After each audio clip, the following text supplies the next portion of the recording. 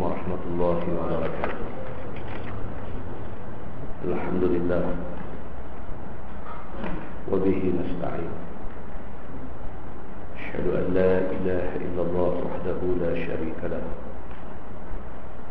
wa asyhadu anna Muhammadan abduhu wa rasuluh. Wa nusalli wa nusallim ala hadzal nabiyil karim sayyidil mursalin wa ala alihi wa sahbihi ajma'in. Amma ba'd. Ayyuhal mu'minun, ittaqullah. Usikum wa iyaya bitaqwallah. Faqad fazal muttaqin. Muslimin dan muslimat, mudah-mudahan dirahmati Allah Subhanahu wa ta'ala. Di dalam sebuah hadis an Jabir radhiyallahu anhu qala qala Rasulullah sallallahu alaihi wasallam yub'atsu kullu 'abdin 'ala ma mata 'alaihi atau kama qala. Hadis sahih riwayat Imam Muslim. Daripada Jabir radhiyallahu anhu, kata dia, Nabi sallallahu alaihi wasallam bersabda, sabda Nabi, yub'atsu kullu 'abdin 'ala ma mata 'alaihi, akan dibangkitkan setiap manusia dari kuburnya di mahsyar esok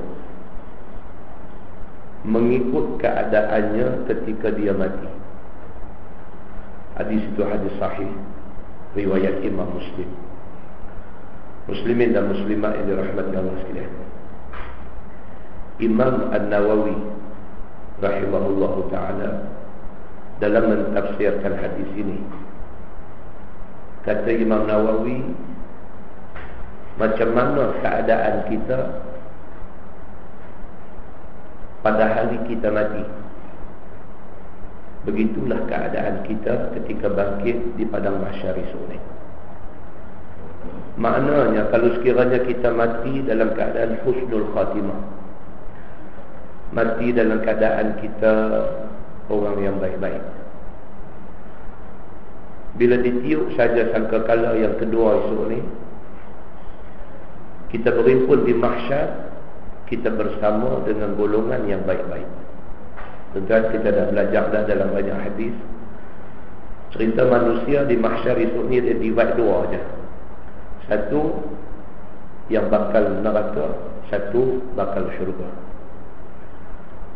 Kita nak duduk dalam kumpulan bakal neraka ataupun bakal syurga, Nabi SAW kata bergantung kepada ada mata alaihi, keadaan hari kita mati itu. Kalau kita mati itu dalam keadaan kita orang baik, maknanya pada masa kita mati itu kita orang yang beramal soleh. Pada masa kita mati itu kita satu orang yang mengikut sunnah. Pada hari kita mati itu kita orang yang ikhlas dalam beramal, kita ikhlas dalam perkataan, kita ikhlas dalam perbuatan. Maka hari kita mati itu kita dapat husnul khatimah, kita dapat ending yang baik, bangkit di mahsyar esok, duduk dalam kumpulan orang yang baik-baik.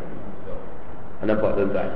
Maknanya penting, saat akhir itu sangat penting. Sebab doa kita selalu doa, Allahumma khtim lana bi husnil khatimah wa la takhtim alaina bi su'il khatimah. Kita minta lepas sembahyang, kita minta, ya Allah, tamatkanlah hidup kita ni dalam husnul khatimah, dalam penamat yang baik, dan janganlah jadi kita ni habis dalam keadaan yang tidak baik. Pasal apa? Pasal dia nak menentukan keadaan kita ketika kita bangkit di mahsyar esok ni. Demikianlah agama kita, dia sepanjang masa dia suruh kita jadi orang baik. Kalau kita tengok dalam surah Al-Zalzalah ayat 7, Allah berfirman, a'udzubillahi minasyaitonir rajim, faman ya'mal mithqala dzarratin khairan yarah Allah Subhanahu wa ta'ala sebut dalam ayat tu, barang siapa buat kebaikan walaupun kecil, besar zarah, yarah, dia akan tengok balik balasan dia di sana esok. Yarah, dia berkata yarah, maksud dia tengok. Faman ya'mal mithqala dzarratin khairan yarah. Barang siapa yang buat kebaikan walaupun kecil, besar zarah, yarah, dia akan tengok esok balasan kebaikan yang Tuhan bagi ke dia. Tuhan tak mukir janji. Kalau Tuhan kata buat baik, dia akan balas kebaikan. Dia tidak akan mukir janji. Bahkan Allah ulang sebut dalam beberapa ayat, kata Tuhan pasti akan tunjuk apa balasan kepada orang yang baik-baik. Dalam surah Al-Jasiyah ayat 5, Allah Subhanahu wa ta'ala sebut, man amila salihan falinafsih. Barang siapa yang buat perbuatan baik, maka itu untuk dirinya sendiri. Hari ini kita buat baik bukan untuk siapa-siapa, tapi untuk kita di sana nanti.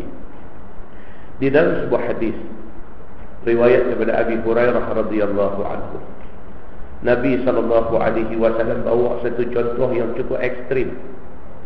Satu contoh yang cukup ekstrim, nak tunjuk kata kena buat baik.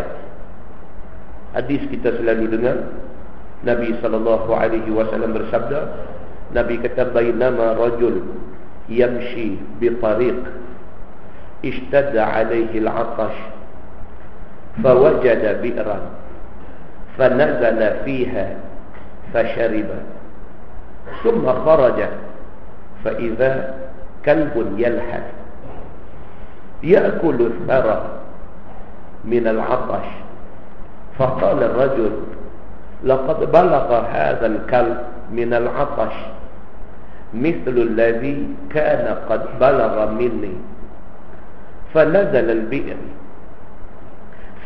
البئر فملأ خفه ماء ثم امسكه بفيه حتى رقي فسقى الكلب فشكر الله له فغفر له. قالوا يا رسول الله إن لنا في البهائم أجرا. فقال النبي صلى الله عليه وسلم في كل كبد رطبة أجر أو كما قال متفق عليه. Daripada Abi Hurairah radhiyallahu anhu, Nabi sallallahu alaihi wasallam bersabda, Nabi kata seorang laki-laki berjalan di tengah padang pasir, ishtadda alaihi al-'atash, dahaganya amat sangat. Fawajada bi'ran, tiba-tiba dia jumpa satu telaga. Fanazala fiha fashariba, dia turun dalam, pergi dalam telaga tu, dia minum. Summa kharaja, lepas tu dia keluar daripada telaga tu. Fa'idha kalbun yalhath, tiba-tiba ada satu anjing yalhath, terjuluk lidah. Dahaga anjing ni. Hadis ni kita dengar berapa puluh kali dah. Ya'kulu thara min al-'atash, juluk lidah ni sampai duk menjilat-jilat pasir yang panas tu. Faqala ar-rajul, maka kata laki-laki ni, laqad balagha hadzal kalbu min al-'atash. Oh, dia kata anjing ni dahaga sangat ni, sampai pasir yang panas itu dia duk jilat.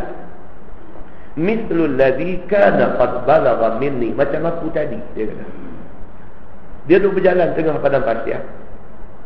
Dahaga ni Allah yang mengetahui. Tiba-tiba Allah takdirkan satu bi'ru, satu telaga. Dia pun tak buang masa, terus turun dalam telaga tu, minum air puas-puas. Dia naik-naik, ada satu anjing duk jilat pasir dahaga. Dia teringat, dia kata anjing ni dahaga macam mana dia dahaga tadi, dia kata. Fanazal al-bi'ra, maka dia turun balik dalam telaga tadi. Famala'a khuffahu ma'an, dengan kasut dia cedok air buat naik. Summan sakahu bifihi, dia gigit kasut tu dengan mulut dia, rabat naik daripada telaga tu. Fasaqal kalb, dia bagi anjing tu minum air. Macam tu sekali dia buat baik pada anjing. Bukan dia baik-baik pada orang, bukan dia buat baik kepada anjing, satu binatang yang mughalladhah. Satu binatang yang kalau dia masuk dalam rumah, malaikat tak masuk. Ini kedudukan anjing dalam Islam macam tu. Nabi SAW, tuan-tuan, kita pergi Masjid Nabawi, kita pergi Masjid Madinah, kita pergi Masjid Nabawi, kalau kita duduk di Raudhah menghadap arah kiblat. Sebelah kiri makam Rasul. Kalau kita keluar ke depan makam tu, keluar pintu, dia panggil pintu Baqi'. Keluar tu kita corner kiri. Kita corner kiri, kita akan jumpa satu pintu lagi.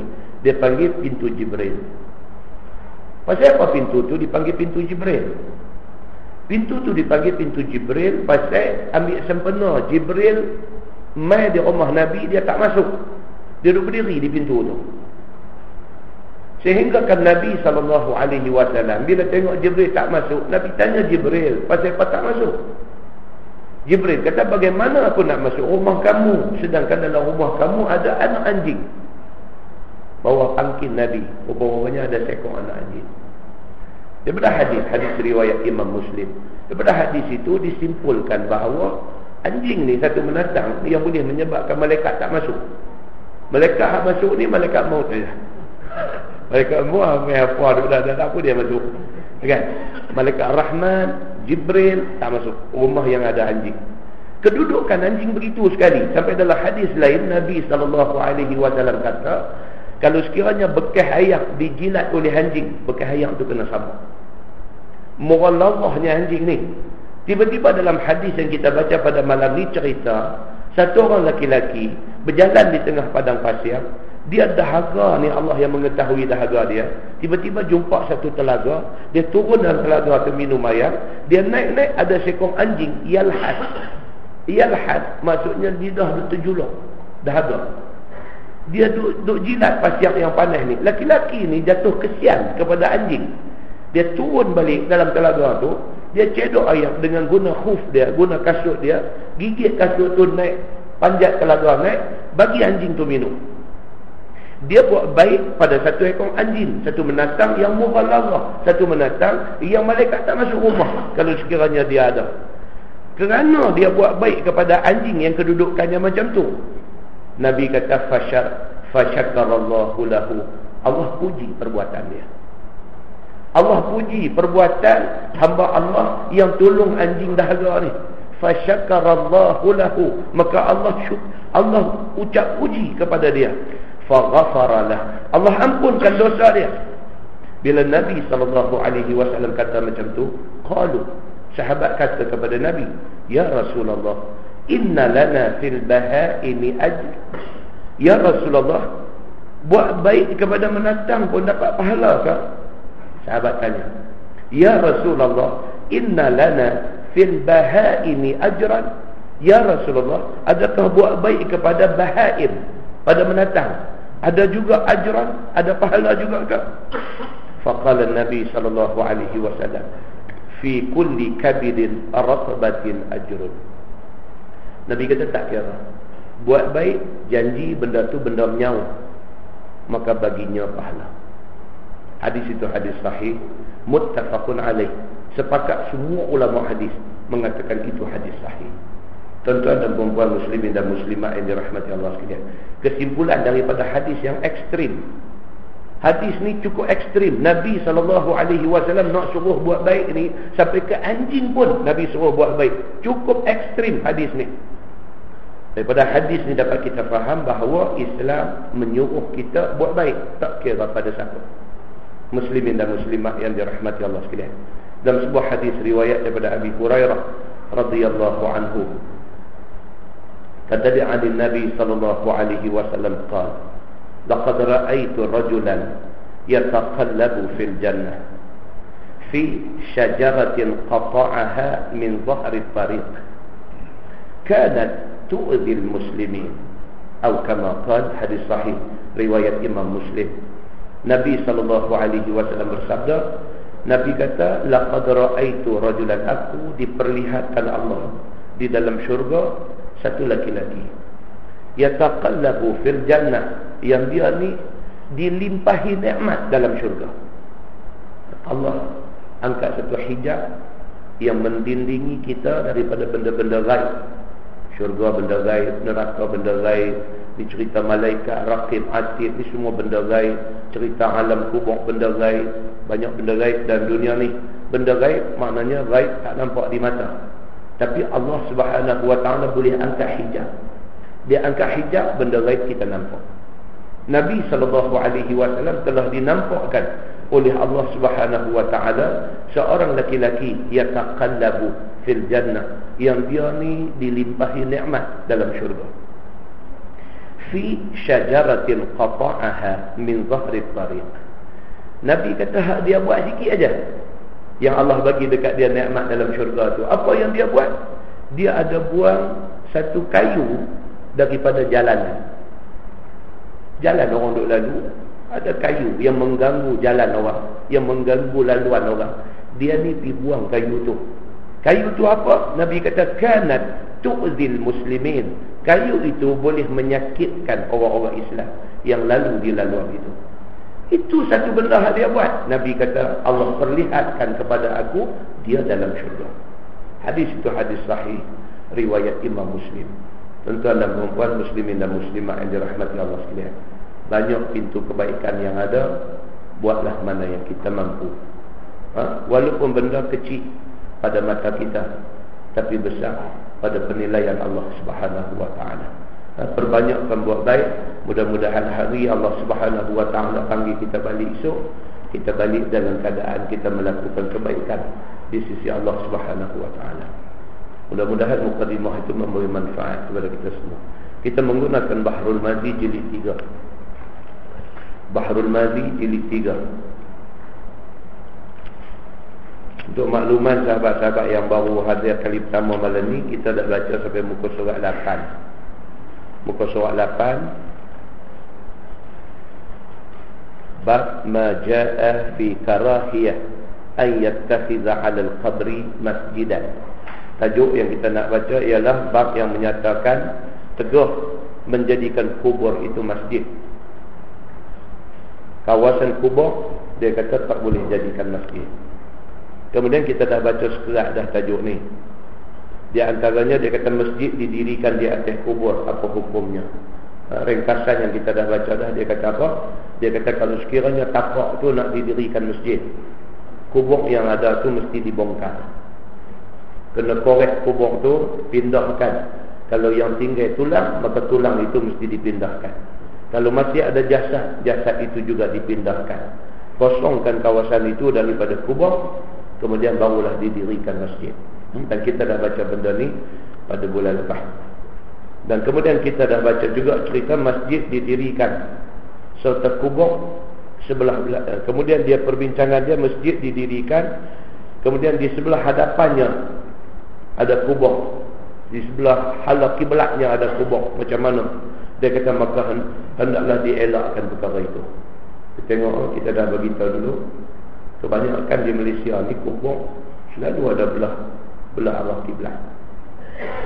Orang dulu-dulu tak tahu pasal apa, dia nak buat masjid, kubur ada belah arah kiblat. Sedangkan sabit daripada hadis Nabi SAW melarang perbuatan itu. Larang tujuan apa? Dia kata kerana takut lama kelamaan sama ada orang lain yang melihat salah faham, dia ingat kata kita sembah kubur. Ataupun orang Islam sendiri lama kelamaan dia duk faham kata kita sembah kubur. Maka kerana tu awal-awal Nabi SAW larang daripada meletakkan masjid arah kiblat, meletakkan kubur di arah kiblat masjid. Itu sabit daripada hadis Nabi SAW. Kemudian muka surat 10. Muka surat 10 dia kata sembahyang menghadap kubur Nabi, apa hukumnya? Ni. Kalau kubur Nabi pula macam mana? Kalau kubur orang biasa tak boleh, kubur Nabi boleh ke tak?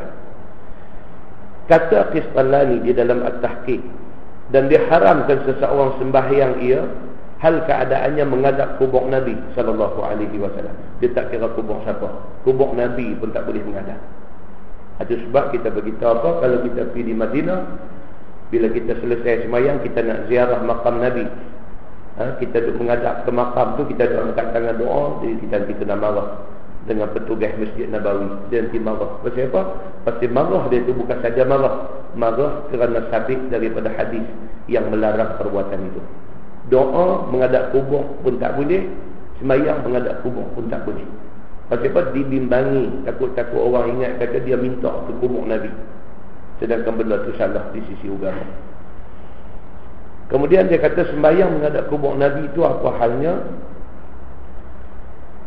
dan diharamkan sembahyang menghadap kepada kubur Nabi SAW, dan dikiaskan dengan barang yang disebutkan dia daripada kubur Nabi itu akan sekalian kubur Nabi-Nabi SAW, bukan kubur Nabi Muhammad saja, kubur Nabi mana pun tak boleh.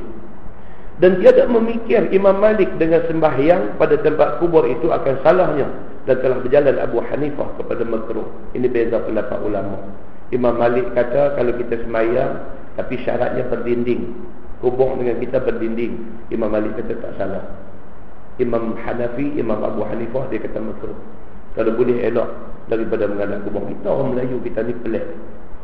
Kalau kita pergi di Mekah sana, pergi di Arafah, pergi panjat naik Jabal Rahmah. Panjat naik Jabal Rahmah tu sepasal dah, tak ada siapa suruh pun buat kerja tu. Kalau setakat naik bawa kamera nak ambil gambar tak apalah. Naik duduk sembahyang menghadap batu tu pula. Batu atas Jabal Rahmah tu kan dia ada satu batu macam monumen tu. Duduk sembahyang menghadap batu tu pula. Lepas tu duduk doa pula, pakai angkat tangan anak beranak dengan ayah, dengan mak, dengan anak, pakai duduk minta ke batu tu pula lah.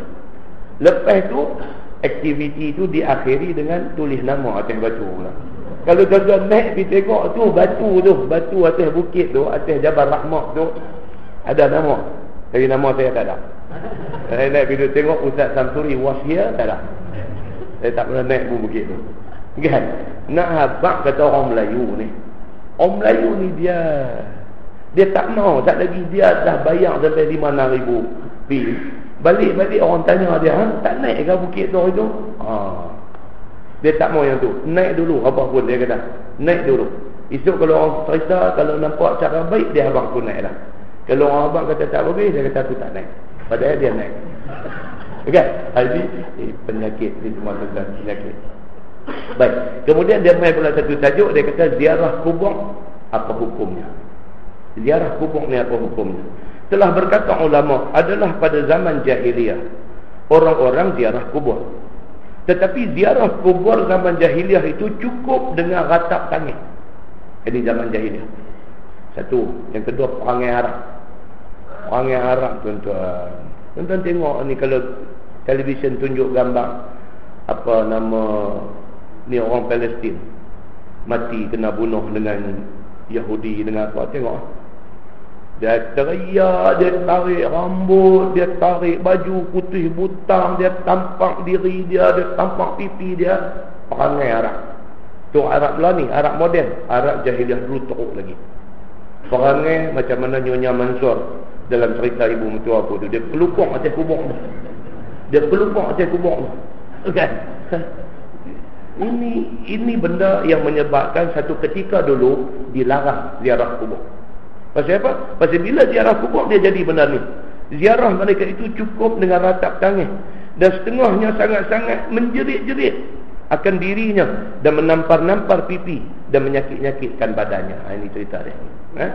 Maka ditegah oleh Nabi SAW pergi ziarah kubur seperti tersebut dalam hadis Ibnu Abbas dalam masalah yang dulu. Kemudiannya dinasahkan oleh sabda Nabi SAW, kuntu nahaitukum an ziyaratil qubur fazuruha. Itu hadis yang memansuhkan hadis yang larang ziarah kubur. Maksudnya, dan aku telah menegur sekalian kamu ziarah kubur, tetapi hari ini maka ziarahlah oleh kamu akan dia. So larangan ziarah kubur sudah ditarik balik. Maknanya hari ini sunat kepada kita ziarah kubur, sunat. Tapi dengan syarat apa dia? Jaga adab-adab ziarah kubur. Ziarah kubur tapi jaga adab dia. Apa dia adab ziarah kubur berdasarkan hadis Nabi? Apa adab dia? Di antaranya hadis riwayat daripada Abi Marsad Al-Ghanawi radhiyallahu anhu. Dia kata qala Rasulullah sallallahu alaihi wasallam la tajlisu 'alal qubur wa la tusallu ilaiha. Hadis sahih riwayat Imam Muslim. Nabi kata jangan kamu duduk di atas kubur. Itu ada. Kita masuk kawasan kubur tak boleh duduk. Duduk kalau di bawahnya ada mayat, hukumnya haram. Kalau kita masuk kawasan kubur baru yang tak ada mayat lagi, itulah mayat pertama, kita duduk tak mana pun tak apa. Pasal apa? Pasal larangan itu duduk di atas kubur. Maksudnya di bawah ada mayat di tanah. Masalah kita ni apa dia? Kubur kita ni tak mana pun ada mayat. Tak ada sistem. Kalau tuan-tuan pergi di Mekah, apa nama, kubur Ma'la, ataupun tuan-tuan pergi di Madinah, perkuburan Baqi', kubur mereka buat macam petak benda. Tuan saja pergi ziarah tengok, naik kalau tak mau turun pun naik duduk di atas tu tengok. Kubur dia buat petak-petak benda. Maknanya dalam petak tu orang tanam. Di jalan-jalan ni tak ada orang tanam siapa-siapa. So kalau pergi boleh duduk di jalanan tu. Kubur kita ni tak ada sistem. Dia tanam ikut dan tu tak mana duduk pun bawah dah ada mayat dah. Jadi maknanya duduk haram. Ini masalah dia. Nabi kata la tajlisu 'alal qubur. Jangan kamu duduk di atas kubur. Wala tusallu ilaiha. Dan janganlah kamu sembahyang menghadap kepadanya. Hadis itu hadis sahih riwayat Imam Muslim. Dalam hadis lain riwayat Abi Hurairah radhiyallahu anhu, Nabi sallallahu alaihi wasallam bersabda, Nabi kata la an yajlisa ahadukum 'ala jamrah fatuhriqa thiyaba fatakhlusa ila jildihi khairul lahu min an yajlisa 'ala qabrin. Hadis sahih riwayat Imam Muslim. Nabi kata seseorang daripada kamu sanggup duduk di atas jamrah, atas bara api, sehingga terbakar baju yang dipakainya, fatakhlusa ila jildi, dan sampai terbakar kulit dia pun dia sanggup, min an khairul lahu min an yajlisa 'ala qabrin, daripada dia duduk di atas kubur. Nabi kata apa? Nabi nak beritahu, kata kalaulah satu orang tu tahu besarnya dosa pergi duduk di atas kubur, dia sanggup duduk atas bara api sampai terbakar baju, terbakar kulit dia pun tak apa, dia tak akan duduk di atas kubur kerana besarnya dosa duduk di atas kubur.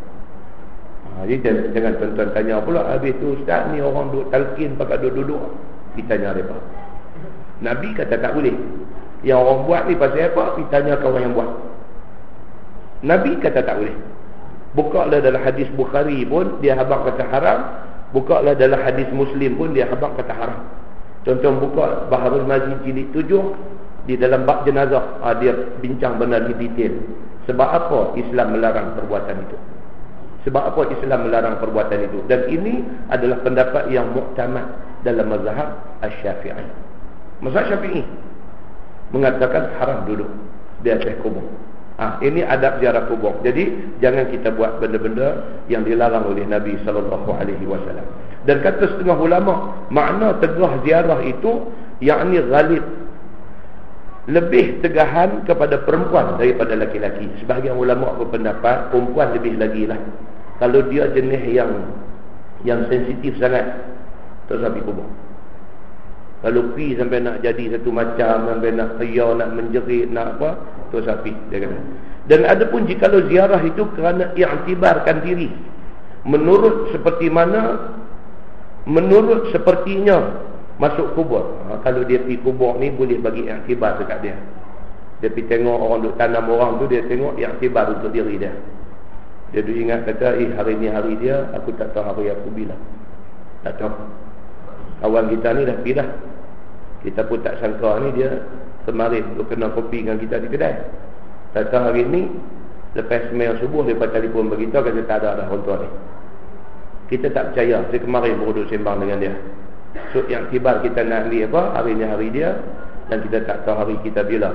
Maka pi tengok pengkebumian atau pi ke kubur itu memberi iktibar, maka pi itu bagus dia kata. Maka iaitu harus jua. Kata Imam Syafi'i di dalam Al-Um, dan tiada mengapa ziarah kubur itu. Masalah kubur berpasang dengan dian ataupun dengan pelita, apa hukumnya? Dalianun tu dian, dibaca din pula. Kan? Kubur berpasang din mana? Habis pasang apa? Dian tu lilin lah. Kubur berpasang dian ataupun pelita, apa hukumnya? Hidup buat kubur bagi nampak bagi nampak macam satu tempat pesta. Lampu lilap di kubur dengan apa hukum dibuat macam tu? Dia kata bermula menaruh pelita ataupun dian dinyalakan di kubur-kubur itu haram, jikalau bukan kerana nak menyuluh orang. Dia kata kalau pasang tujuan nak pergi cerah, nak pergi nampak laluan ke apa, tak apa. Kalau pasang kerana nak bermeriah-meriah, maka itu tak boleh, dia kata. Baik, tajuk baru, bab ma jaa fil naum fil masjid. Bab yang datang pada menyatakan hadis tidur dalam masjid. Ini nak cerita apa hukum tidur dalam masjid. Kuliah yang lepas kita dah bincang dah tentang masjid, tentang surau, tentang musalla. Di negeri Arab tidak ada beza. Negeri Arab dia cuma ada masjid dengan musalla. Dia tak ada surau. Di negeri Arab masjid dengan musalla. Musalla ni apa dia? Musalla ni tempat sembahyang di rumah kita. Di rumah kita, kita buat satu bilik abang anak sembahyang, anak beranak masuk bilik tu. Itu musalla. Ataupun di rumah kita, kita ambil satu corner, satu penjuru dalam rumah kita. Di corner tu kita memang dah park sejadah di situ, tak ubah dah. Bila pun nak sembahyang kita pergi di situ. Maka tempat tu musalla. Adapun bangunan yang independen, satu bangunan yang khas untuk tempat sembahyang, di negeri Arab semua masjid. Dia tak ada surau. Justru kita pergi Mekah, Masjidil Haram, dia ada masjid kucing, dia ada masjid jin. Masjid kucing, masjid jin tu kalau di Malaysia dia panggil surau. Pasal tak buat jemaah di situ, dia panggil surau. Tapi di sana masjid. Masjid. Maknanya apa dia? Pergi ke situ boleh buat sunat tahiyatul masjid. Boleh buat. Pasal apa? Pasal dia khusus menjadi tempat sembahyang. Masjid ni maksudnya tempat sujud. Itu makna perkataan masjid. Daripada perkataan root word dia sajadah. Sajadah maksudnya sujud. Masjid tempat sujud. Isim makan dia tempat sujud. Jadi bangunan tu memang tempat sujud, tempat sembahyang, maka dia masjid. Sebab kalau tuan-tuan tanya sebahagian ulama, tanya ni macam ni surau Ar-Rayyan, Lake Home sih. Ini boleh buat tak sunat tahiyatul masjid? Kalau orang tanya, sebahagian ulama dia jawab kata boleh. Pasal apa? Pasal sini masjid, dia kata. Memang tempat ni tempat kita main sembahyang aja. Sembahyang dengan mengaji agama. Kalau di rumah kita, penjuru rumah kita tu musalla, itu tak boleh. Dia kata sebab itu bukan masjid. Itu cuma tempat sembahyang kita, dan kadang-kadang tempat tu kita guna untuk buat lain. Dia kata. Tapi ada sebahagian pendapat mengatakan surau-surau lah tak boleh buat. Tak boleh buat sunat tahiyatul. Itu pendapat. Jadi kalau tuan-tuan nak ambil mana-mana satu pendapat pun, tidak ada siapa boleh kata salah. Tidak ada siapa boleh mengerah kata salah, tak boleh. Kerana itu tafsiran dan bukannya daripada nas yang kemah. Nah, muslimin dan muslimat yang dirahmati Allah sekalian. Tajuk ni ialah fil naum fil masjid. Cerita pi tidur dalam masjid. Ketahuilah saudaraku, bermula tidur dalam masjid itu harus di sisi mazhab kita Syafi'i. Imam Syafi'i dia kata harus, tak ada masalah tidur di masjid. Dan telah menas akan dia oleh Imam Syafi'i di dalam dalam kitab Imam Syafi'i, kitab Al-Um, Imam Syafi'i memang kata boleh, tak ada masalah. Bermula dalil yang menunjukkan atas harus itu ialah hadis yang dikeluarkan oleh Imam At-Tirmizi. Kata dia, Ali bin Umar radhiyallahu anhuma qala, kunna nanamu ala ahdi Nabi sallallahu alaihi wasallam fil masjid wa nahnu syabab. Apa maksud dia? Diriwayatkan daripada Abdullah bin Umar bin Al-Khattab radhiyallahu anhuma. Kata dia, kami tidur ketika Nabi sallallahu alaihi wasallam masih hidup. Kami tidur di dalam masjid. Padahal ketika itu kami syabab. Kami masih lagi anak-anak muda. Dia kata. Abdullah bin Umar bin Al-Khattab, dia anak Sayyidina Umar Al-Khattab. Dia kata kami ketika kami syabab. Syabab ni maksud tak nikah lagi. Orang Arab kalau dia kata fata ataupun dia kata syabab, maknanya budak muda tak kahwin lagi. Ketika kami masih lagi di peringkat anak-anak muda, kami duduk pergi tidur di masjid, dan Nabi SAW masih hidup. Nabi tidak larang perbuatan kami. Daripada hadis ni faham kata perbuatan itu tidak salah.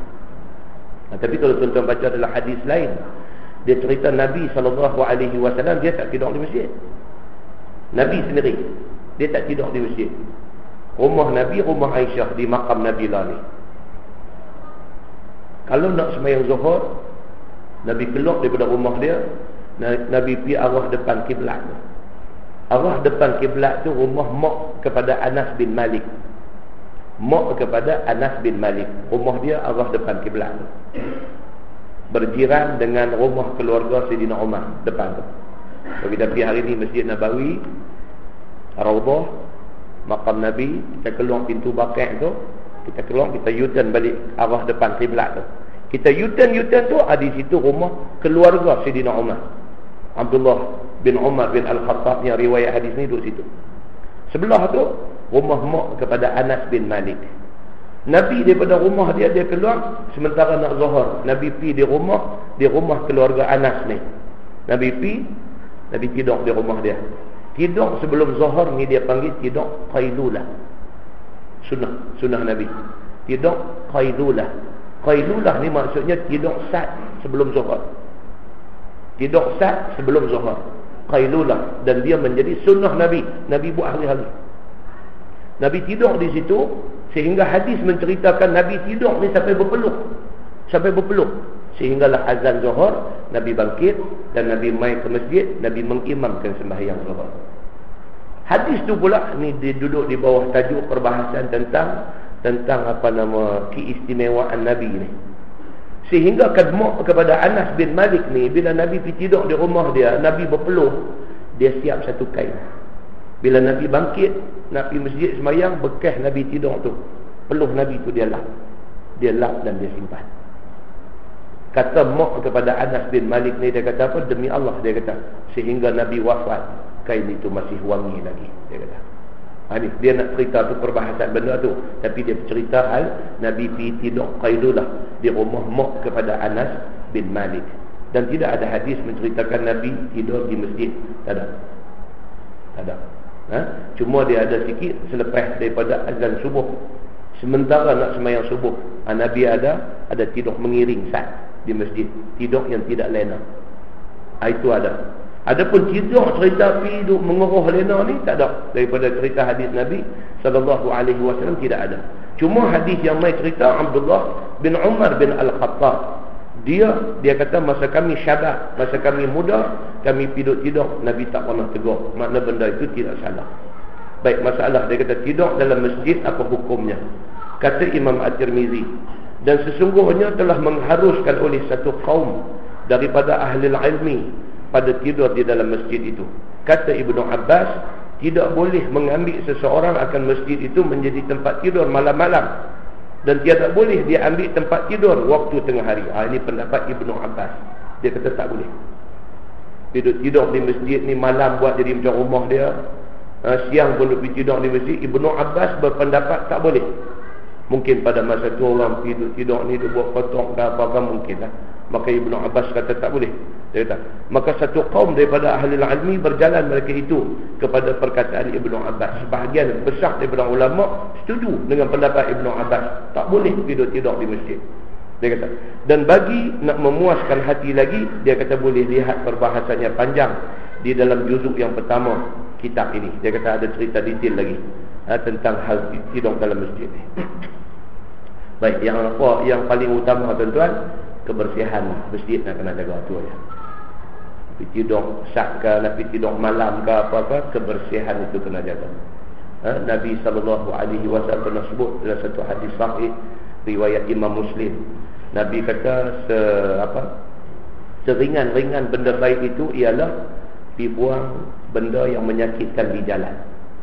Ada kayu ke, duri ke, paku ke apa-apa, kita nampak, kita berhenti motor ambil buang. Itu seringan-ringan benda baik.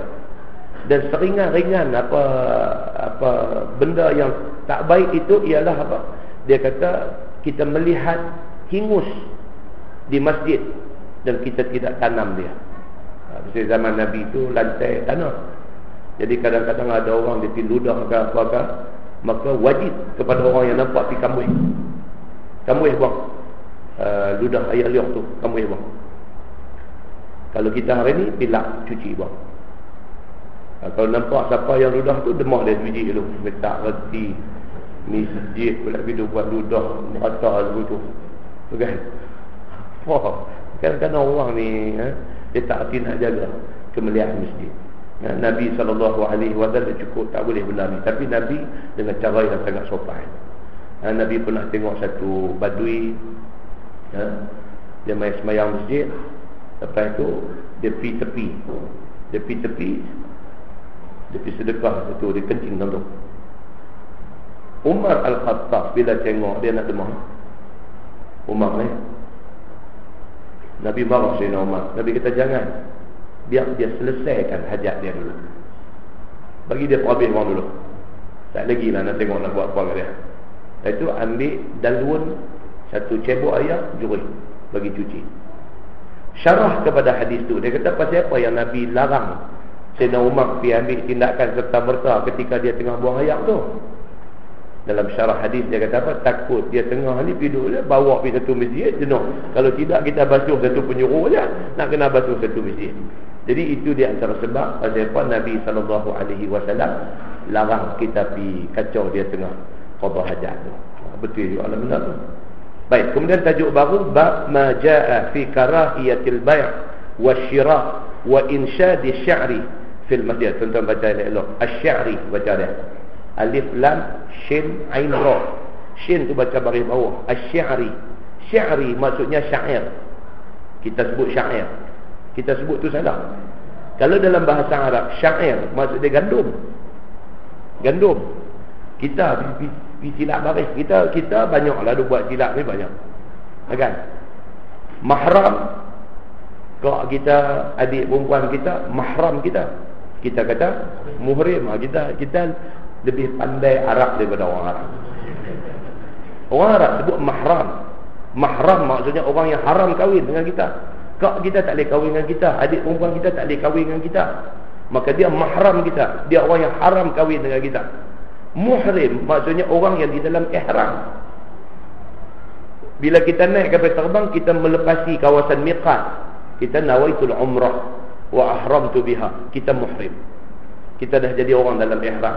Muhrim maksudnya kita dah haram buat benda yang sebelum ni halal. Muhrim, kan? Kita terbalik. Kata ni muhrim saya, ni mahram saya, bukan ni muhrim saya. Ini 12 Rabiul Awal ni apa? Itu maulid Nabi. Kita kata maulud Nabi. Jadi kita kira bila mai 12 Rabiul Awal tu kira nak kenduri nak bola mulut ya. Pasal nama maulud. Kan dia kata nak makan. Kan? Dia maulid, bukan maulud, bukan maulud, maulid. Baris-baris ni. Baik, bila kita sebut kata asy-syi'r, syi'run maksudnya syair. Syi'run baca baris bawah. Makna dia syair. Kalau sya'run makna dia rambut. Baris bawah naik ke atas, sya'run jadi rambut.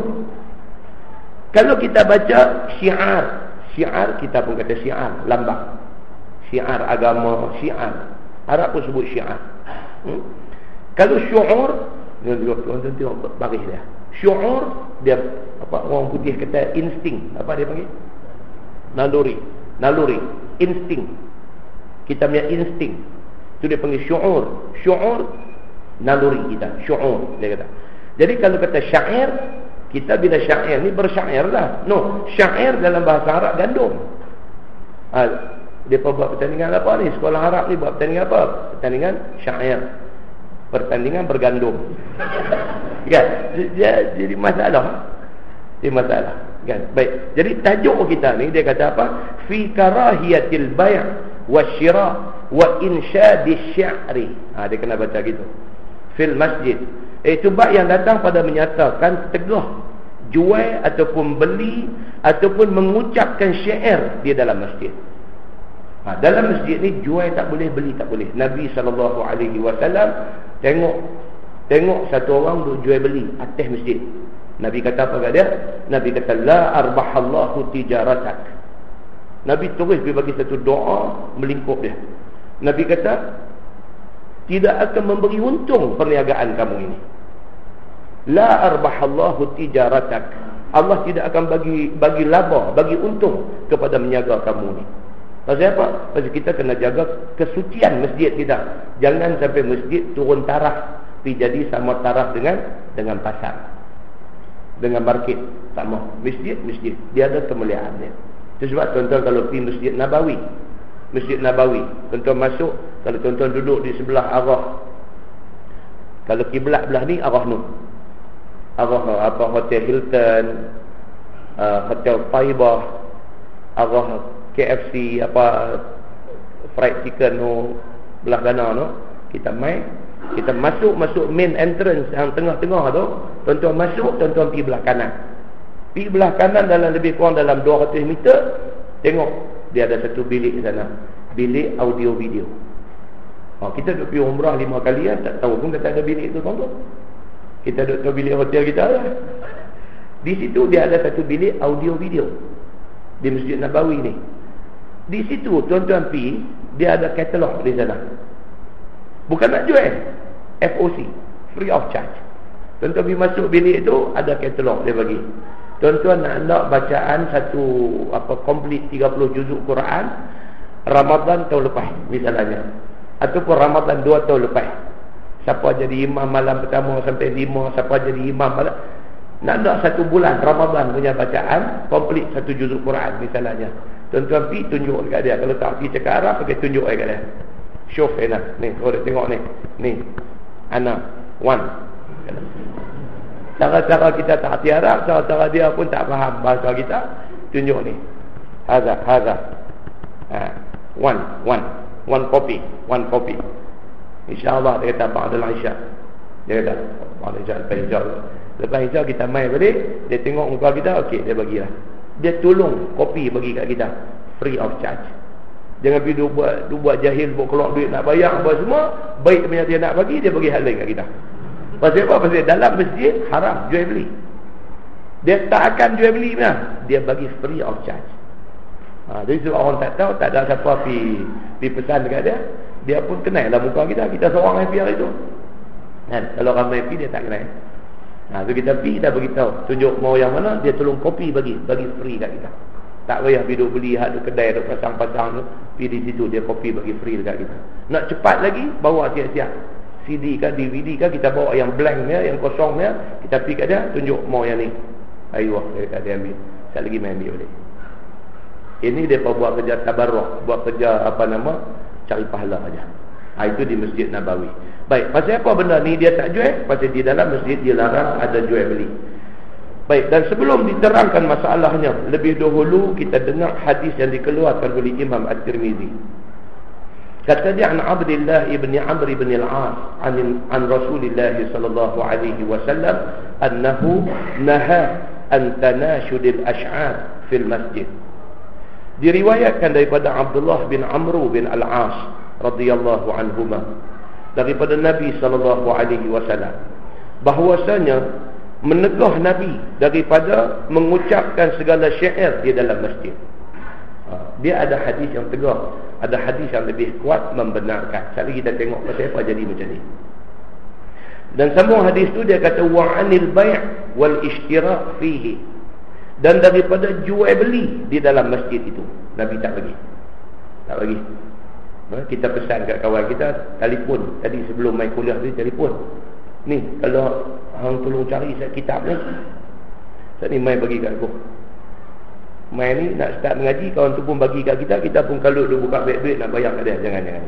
Nak bayar tak bayar, keluar sekali. Jangan berlaku jual beli di atas tempat sembahyang ni. Sebab itu dilarang oleh Nabi sallallahu alaihi wasallam. Dan sambung hadis tu, wa an yatahallaqan nas yaumal jumu'ah qabla salat. Yang ni satu yang berkaitan dengan isu hari ini. Dia kata, dan bahawa duduk belengkongan orang pada hari Jumaat sebelum sembahyang. Ini banyak jadilah di masjid-masjid hari ini. Hari Jumaat, sebelum sembahyang Jumaat, dia buat mengaji kitab. Dilarang oleh Nabi perbuatan tu. Banyak masjid dah jadi trend. Belah Kedah banyak orang buat. Dia ambil hari Jumaat. Pasal apa? Pasal dia cuti. Kedah cuti hari Jumaat. So dia ambil apa? Dia ambil 1 jam ataupun 1,5 jam sebelum sembahyang Jumaat. Ada satu guru mengajar kitab. Habis dia baca kitab apa semua, elok-elok dalam 5 minit bang untuk sembahyang Jumaat. Rupa-rupanya ada satu hadis pula Nabi kata, wa an yatahallaqan nas yaumal jumu'ah qabla salah. Dia kata, Dan bahawa duduk berlengkong, yatahallaqa, ni daripada perkataan halaqa. Halaqah maksudnya duduk. Macam jemaah tabligh duduk tu, itu dia panggil halaqah. Dia duduk lengkong tu, ada seorang duduk bagi bayan tu, itu halaqah. Dia kata, wa ay yatahallaqa an-nas yaumal jumu'ah qabla salah. Dan duduk lengkong, duduk dengar satu pengajian sebelum sembahyang Jumaat pada hari Jumaat. Dia kata ditegah oleh Nabi. Dan pada bab ini ada riwayat daripada Buraidah dan Jabir dan Anas bin Malik. Dan kata At-Tirmizi lagi, bermula hadis Abdullah bin Amr bin Al-As itu adalah hadis yang hasan. Masalah dia kata, bersyair di dalam masjid apa hukumnya? Dia nak bincang satu-satu. Sekali kita tengok. Syair dalam masjid ni apa hukumnya? Dan telah zahir hadis menunjukkan tegah syair di dalam masjid. Dan telah datang pula hadis yang menunjukkan harus syair di dalam masjid. Dia ada satu hadis riwayat Muslim lagi kuat daripada hadis ni, yang kata ada Nabi buat syair di dalam masjid. Sebagaimana disebutkan di dalam Bukhari, dalam Sahih Bukhari pun ada, di dalam sahihnya pada bab asy-syi'ru fil masjid. Maka kata ulama, sebenarnya dua hadis ini tidak berlawan. Kerana maksud harus bersyair di dalam masjid itu, jikalau ada syair itu memuji agama dan mendirikan syarak, yang itu harus. Dia kata, nasyid-nasyid, syair-syair yang dia punya seni kata dia memuji Allah, membesarkan Allah, menyuntik semangat agama dan sebagainya, maka itu tak apa. Pengecualian dia bagi macam tu. Dan maksud yang dikatakan tegah bersyair di dalam masjid itu, jikalau adalah syair itu daripada perkara yang batal. Hidup menyanyi lagu cinta tak tentu kalu, merepek, merapu dana, seni kata pelik-pelik, itu tak boleh, dia kata, dalam masjid. Yang tiada layak disyairkan di dalam masjid. Kata Qistalani lagi, berkata Abu Isa At-Tirmizi, dan sesungguhnya diriwayatkan daripada Nabi SAW pada bukan satu hadis akan rukhsah makna dia kelonggaran pada mengucapkan syair di dalam masjid. Tuan-tuan, jadi kalau kita bincang balik masalah muzik, masalah nyanyian dalam agama apa semua ni, perbincangan ni dia tak habis. Kita ambil pendapat yang terkini, pendapat oleh Dr. Yusuf Al-Qaradawi. Dia mengharuskan dengan syarat. Dia mengharuskan dengan syarat apa dia? Muzik dan juga nasyid dan juga syair dan juga lagu ni tidak membawa kepada lara dan tidak membawa kepada sesat. Maka Syekh Yusuf Al-Qaradawi mengharuskan. Boleh. Bukan kata sampai haram mutlak, sampai beli-beli kereta ada radio, piduk congkek buang radio tu. Lebih jadi lagu tu pun ada. Televisyen radio di rumah ambil lempang habis semua. Ada juga. Pasal apa? Pasal dia tidak memahami perbincangan ilmiah tentang topik-topik yang seperti ini. Kita kena faham perbincangan ini secara detail. Baik, masalah berjual beli di dalam masjid apa hukumnya? Ini nak bincang balik. Kata Imam Nawawi rahimahullahu ta'ala dalam syarah Muslim, ditegah akad jual beli dan juga sewa menyewa dan seumpamanya dalam masjid. Dalam masjid tak boleh sebarang unsur-unsur yang membawa untung duit. Jual beli kan, sewa menyewa ke, pajak, urusan pajak memajak ke apa ke, cerita yang melibatkan transaksi duit dilarang, dia kata, dalam masjid. Kata Ibnul Arabi, hanya sahaja dibangunkan masjid itu sebagai tempat zikrullah dan tempat barang yang ta'aluk dengannya daripada pekerjaan akhirat. Ni masjid ni untuk tujuan tu, bukan untuk tujuan nak buat duit. Yalah. Dan bukannya ia setengah daripada pasar dunia. Itu dia pendapat ulama dia macam tu. Pasal apa yang Nabi larang ni? Dia kata pasal masjid bukan market, bukan pasar, tempat kita nak buat jual beli. Maka jangan diambil akan dia oleh seseorang kerana yang demikian itu. Jangan ada orang pergi buat masjid ni pergi jadi tempat nak buat untung dan sebagainya. Jangan, dia kata. Dan kata Imam Nawawi di dalam syarah Muslim, Nabi SAW bersabda, dibangunkan masjid itu yakni kerana zikrullah dan kerana sembahyang dan kerana nak mengajar dan belajar dan muzakarah dan juga khair dan seumpamanya. Itu tujuan masjid. Dia tak mau lari daripada tujuan tu. Itu sebab Profesor Hungku Aziz, dia marah kepada pihak yang menguruskan tabung haji lah ni. Orang yang mengasaskan tabung haji tu Profesor Hungku Aziz. Dia, idea dia buat satu badan, satu body, namakan dia sebagai tabung haji. Tujuan penubuhan tabung haji ini apa dia? Untuk nak mengurus pemergian orang yang nak buat haji ke Mekah. Itu tujuan dia. Tujuan dia kebajikan. Tujuan dia cari pahala. Main satu tahap, tabung haji sudah commercialize diri dia sendiri. Dia lebih kepada nak menjaga. Ini yang Profesor Diraja Ungku Aziz 2-3 kali dia tu pedai dalam tulisan dia. Dia fresh. Dia betul-betul frustrated pasal idea dia buat tabung haji ni tujuan asal lain, hari ni sudah jadi lain. Nampak? Macam ni lah ceritanya. Masjid ni tujuan dia lain, tiba-tiba dia dah divert, dia dah jadi satu matlamat yang lain. Ini yang dipesan dan diperingatkan. Masalah dia kata mendedahkan jualan di dalam masjid, apa hukumnya? Kalau dah kata jual beli tak boleh, duk display barang nak jual, boleh tak boleh? Dia ambil satu corner belakang manakah, buah satu meja, duk penaik kaset ceramah Ustaz Samsuri tahun tu. Tak jual, nak jual di bawah tapi display di situ. Boleh tak boleh kita display? Kawasan dalam masjid kita jadikan satu corner sebagai tempat nak display untuk tujuan jualan. Boleh tak boleh? Ini perbincangan dia. Mendedahkan jualan dalam masjid, apa hukumnya? Dia kata, dan telah berkata ulama dengan hadis tadi menunjukkan haram akad jual beli dalam masjid, maka mendedahkan display barang jualan di dalamnya itu lebih-lebih lagi haramnya dengan tiada khilaf. Dia kata lebih lagi tak boleh. Dia kata pasal apa? Kerana satu, menghina masjid, dia kata. Yang kedua, menyempitkan ruang orang beribadah. Bila kita occupy kawasan tu, buah satu meja, buah barang nak jual, mana kita dah occupy kawasan yang orang nak guna untuk sembahyang. Sama hukumnya dengan orang di kubur. Bila mati, kubur tu dibuat binaan dikeliling, juga haram. Dalam hadis, bukan ulama kata, hadis Nabi terang-terang sebut, wal bina alaihi, dan membuat binaan di atasnya, di atas kubur, itu haram. Pasal apa haram? Satu, pasal dia dah mati dah pun nak menunjuk-nunjuk lagi.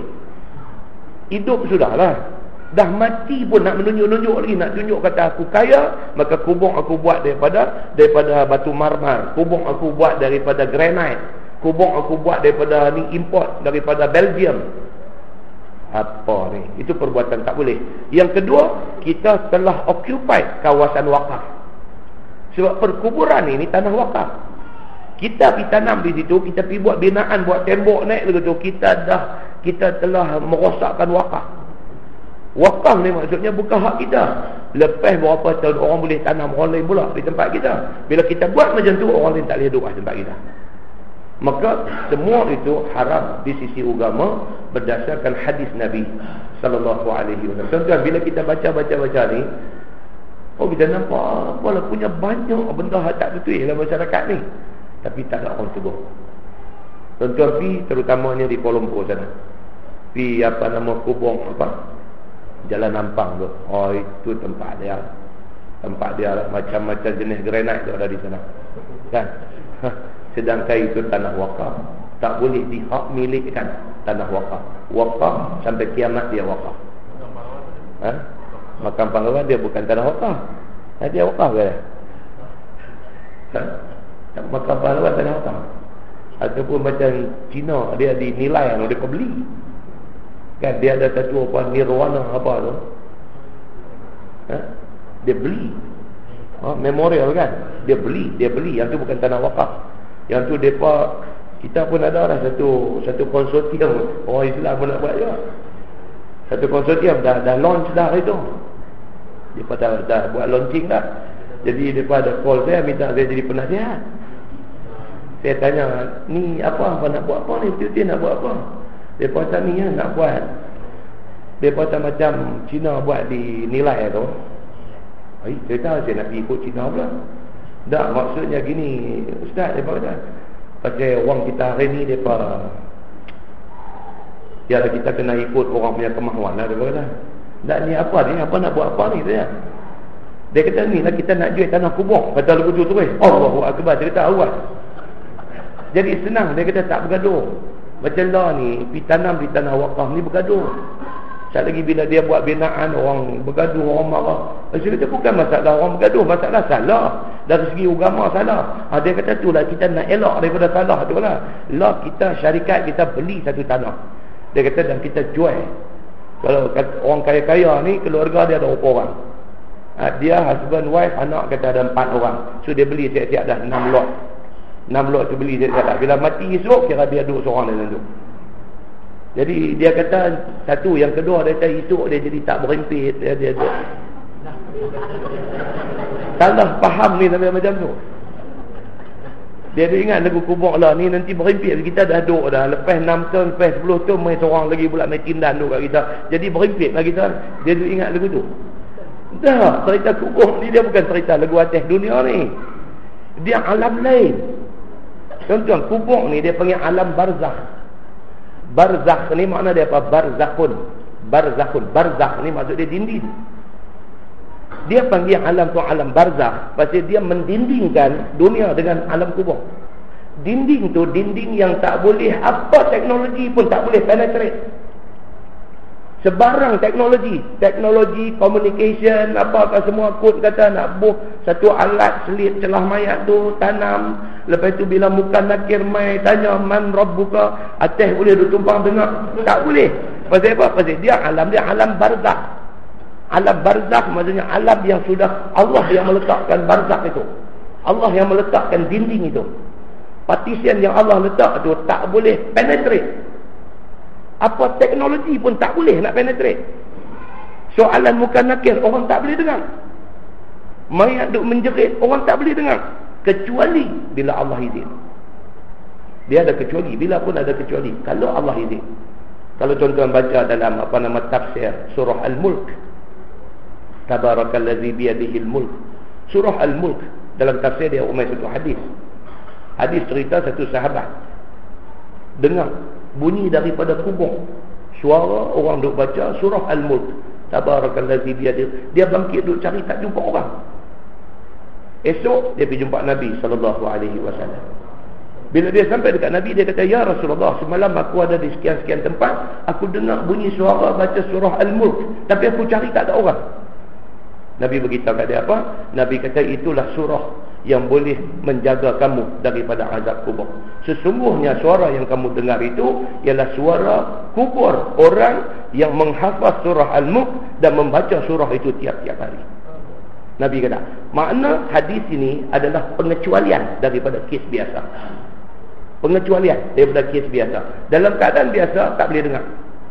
Tapi dalam kes-kes tertentu Allah takdirkan hijab tu diangkat dan boleh dengar, dan benda ni direkodkan di dalam hadis Nabi SAW. Benda lagi tak main hadis, lagi tu dia kata merepek. Bila dia main hadis, makna kita kena percaya.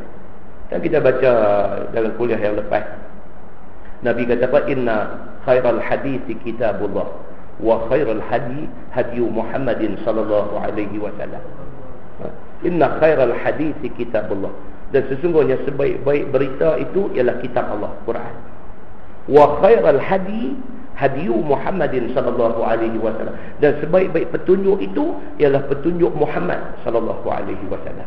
Maknanya Nabi bila dia bercakap dia jadi hadis. Hadis itu adalah sebaik-baik petunjuk. Maka hadis itu dia potong semua kebiasaan yang ada. Kalau hadis cerita kata ada dengar suara daripada kubur, maka hadis itu benar. Dia macam tu. Dalam keadaan biasa tak boleh dengar. Pasal apa? Pasal dia barzakh. Dia ada satu dinding yang memisahkan kita alam dunia dengan mereka yang sudah pergi ke alam barzakh, alam mati. Begitu. Baik. So, di sini dia nak beritahu dekat kita tentang larangan duduk belengkong di masjid ni. Dia kata apa? Dia kata sebenarnya pada zahir hadis itu menunjukkan tiada boleh orang duduk belengkongan kerana ilmu. Tak boleh. Sebelum sembahyang Jumaat ataupun zikir ataupun seumpama yang di dalam masjid pada hari Jumaat, yakni dahulu daripada sembahyang Jumaat, tak boleh. Sebelum sembahyang Jumaat tak boleh buat kuliah pengajian. Itu maksud dia. Mudah fahamnya macam tu. Kerana yang demikian itu menyempitkan tempat bagi orang yang mai sembahyang Jumaat. Dan Yang sayugia pada hari Jumaat itu apabila duduk dalam masjid, biarlah bersaf-saf menghadap imam pada khutbah dan membetulkan belakangnya di dalam sembahyang. Dan adapun jikalau lain daripada hari Jumaat, maka haruslah duduk berlengkong-lengkong dahulu daripada sembahyang kerana mengaji dan kerana zikrullah dan sebagainya. Di dalam syarah yang lain dia beritahu, dia kata tujuan dia ialah apa? Supaya fokus orang yang main sembahyang jemaat ni kepada khutbah itu lebih. Kalau kita main awal 2 jam sebelum sembahyang jemaat, awal 2 jam dah main dah, kita dah 1,5 jam 2 jam duduk dengar kuliah ni, kita dah letih lah. Khutbah tak kita tidur. Cara tak ada kuliah mengaji pun tidur. Ni ke pula pi sebat kuliah lagi 1,5 jam, lagi 2 jam. Lena mengerah. Nampak tak? Sama macam kalau kita baca bab sunat puasa pada hari Arafah. Sunat puasa pada hari Arafah tu kepada siapa? Kepada kita hak tak pergi buat haji ni. Kepada hujjaj, kepada orang yang duk buat haji, tak disunatkan puasa pada hari Arafah. Pasal apa? Sebab dia. Pasal apa? Pasal dia nak tumpukan kepada wukuf dia di Arafah tu. Itu lebih utama daripada puasa sunat pada hari itu. Kalau dia puasa hari itu dan hari itu juga dia nak tumpu kepada ibadat dia di Arafah, dia dah tak boleh nak fokus dah kepada ibadat di Arafah. Pasal dia letih dengan puasa. Maka tidak disunatkan puasa hari Arafah kepada orang yang buat haji. Cuma disunatkan puasa hari Arafah kepada orang yang tak buat haji, yang ada di negeri masing-masing. Itu tujuan dia. Dan demikian juga Nabi SAW, sahabat pernah request dekat Nabi, minta supaya Nabi mengajar tiap-tiap malam. Nabi tak mau. Sahabat minta dekat Nabi, ya Rasulullah, tak boleh ke tiap-tiap malam? Nabi SAW, dah hadis dia kata apa? Kana yatakhawwaluna al-ayyam khasyata as-sa'amata alaina. Nabi SAW kata apa?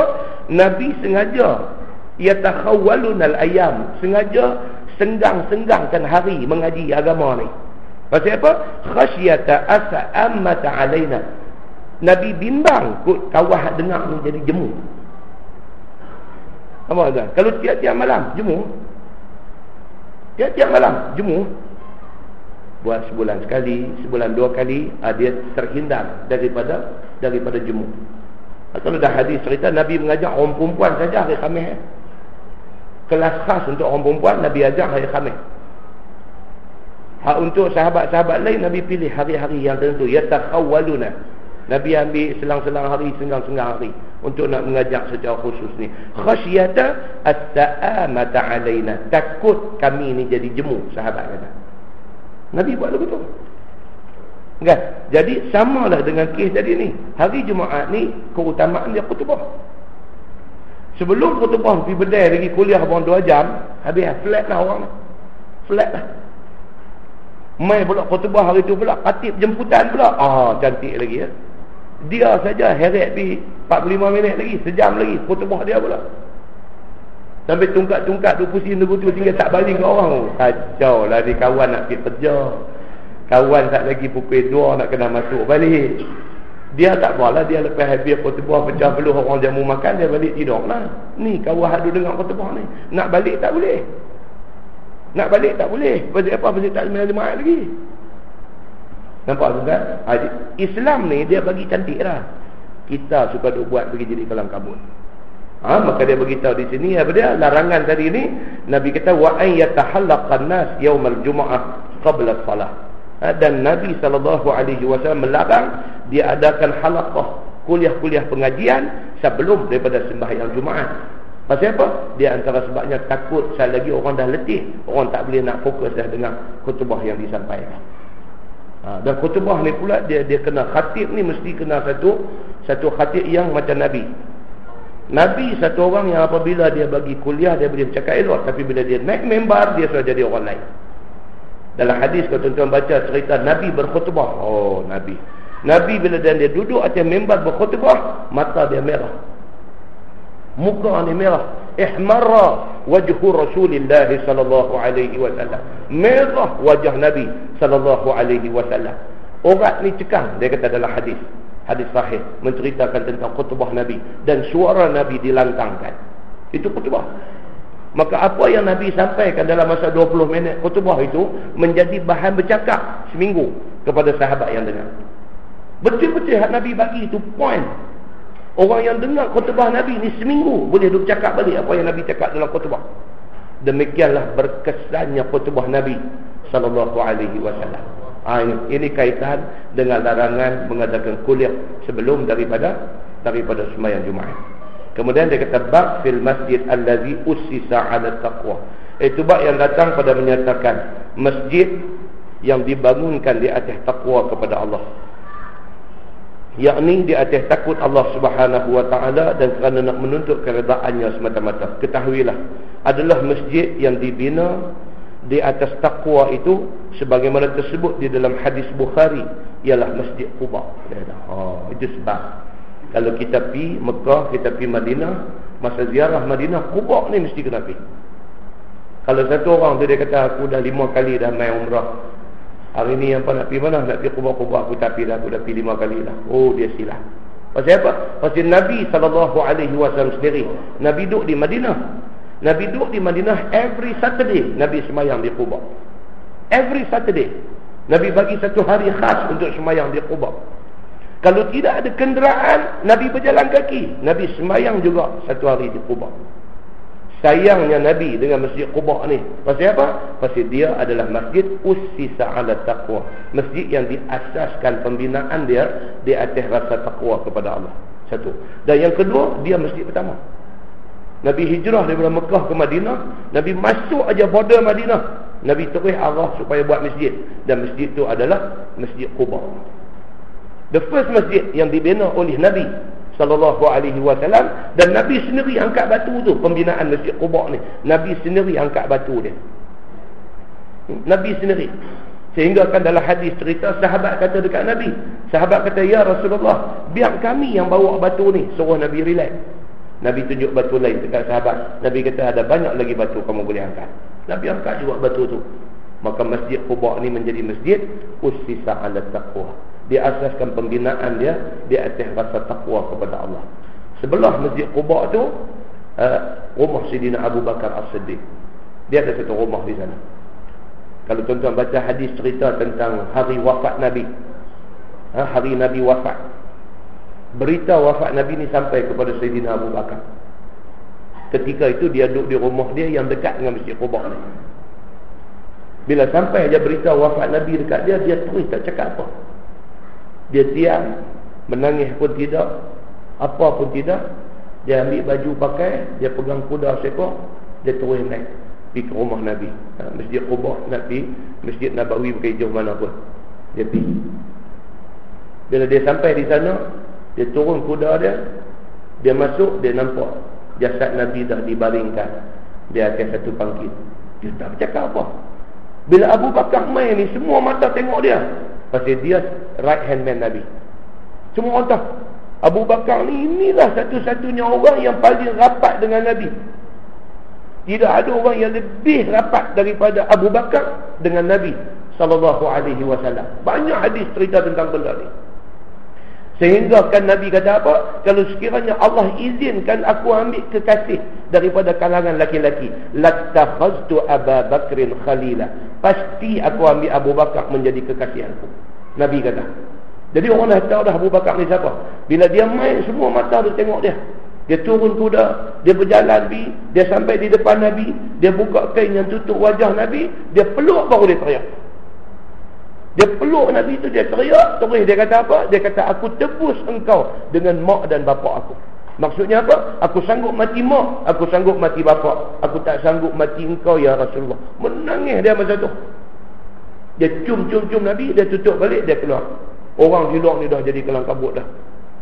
Semua orang tahu Nabi akan wafat. Tapi orang bila dengar kata Nabi wafat, berita tu kalau boleh tak mau dengar. Macam tu. Itu yang dia keluar, dia pergi baca di depan semua orang. Wa ma Muhammadun illa rasulun qad khalat min qablihi rusul. Dia baca ayat tu, semua orang pakat dengar.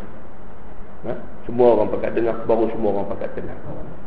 Hari kejadian ni, hari kewafatan Nabi ni, Abu Bakar dia ada di rumah dia dekat dengan Masjid Quba. Dan berdekatan dengan Masjid Quba tu jugalah didirikan yang kata Masjid Dirar. Tuan-tuan pernah dengar? Masjid Dirar. Dirar ni daripada perkataan darar, daripada mudarat. Masjid Dirar maksudnya masjid yang dibina dengan tujuan nak memudaratkan Islam dan orang Islam.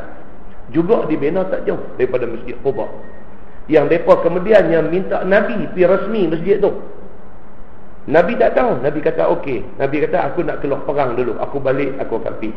Bila Nabi balik itu Allah buat turun ayat larang Nabi pergi ke masjid tu. Kemudian Nabi arah orang pergi bakar masjid tu. Masjid tu Masjid Dirar, tak jauh daripada Masjid Quba. Ini cerita Quba ni.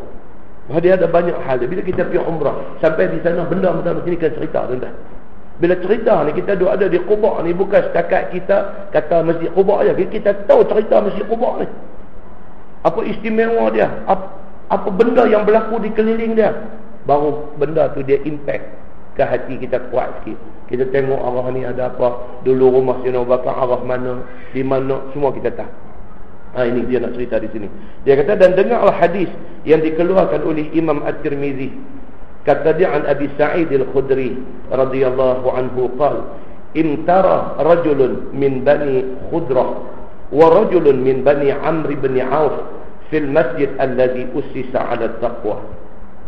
Diriwayatkan daripada Abi Sa'id Al-Khudri radhiyallahu anhu, kata dia telah syok seorang laki-laki daripada Bani Khudrah dan juga laki-laki daripada Bani Amr bin Auf, dan pada satu riwayat telah bertengkar dua mereka ini pada mengatakan masjid mana yang dibangunkan di atas asas taqwa, sebagaimana yang dipuji, yang terpujinya di dalam Al-Quran, yaitu firman Allah, la masjidun ussisa 'ala taqwa min awwali yawmin ahaqqu an taquma fihi rijalun yuhibbuna an yatatahharu wallahu yuhibbul mutahhirin.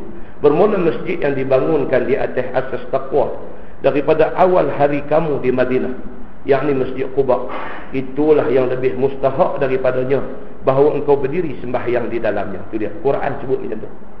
Masjid yang didirikan di atas asas taqwa kepada Allah ialah Masjid Quba, dan Nabi kata itulah masjid yang selayaknya kamu sembahyang di dalamnya. Pasal itulah Nabi kok mana pun seminggu sekali Nabi pergi sembahyang di situ.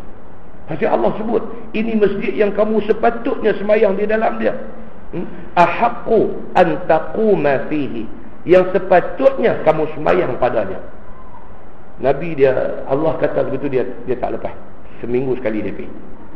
Dan ada di dalam Masjid Quba itu beberapa orang laki-laki yang suka mereka itu membersihkan perut dan anggotanya, dan bermula Allah suka segala orang yang bersih-bersih.